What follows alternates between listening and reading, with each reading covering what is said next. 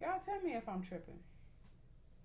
So, I was going to a particular store and I was going to get, like, a particular item that I wanted. So, let's just be quite frank. I went to the hair store. I was looking for a particular item, went in to get a nose ring. Now, the lineup of the nose rings they was lined up. So each row had a number, and then they had the number of items behind it. So if this is 59, then all that row, assumingly, will be 59, 60, 61, so on and so forth. So the particular nose ring I wanted, I said, okay, can I get a 61? Me, I have a horrible habit of like, if I want something, I usually don't get the very first one. I always get the one behind it. I don't know why. That's just me. Every time I get something, I get the item behind it. I don't get the first item. So he did that, he pulled it, and he goes on. So I go home, I'm getting dressed. I noticed that that particular nose ring was not the same nose ring that I chose. So now I'm like, dang, I gotta go right back to this store.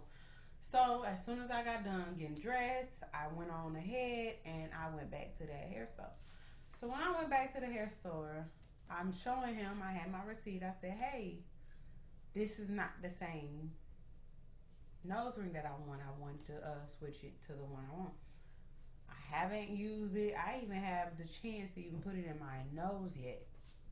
It was just there. I came back the same day. It wasn't even within an hour. He goes to argue with me and say, well, you picked that number. I said, right, I picked that number, but I picked the same number behind it. So this is something that I would assume that all the numbers behind it would be the same. He goes on to say, well, no, no, no, no refund. I said, I don't want a refund. He said, well, no exchange. I said, I didn't get what I wanted. He was like, well, you picked that one. I said, assuming that all the items within that row was the same row.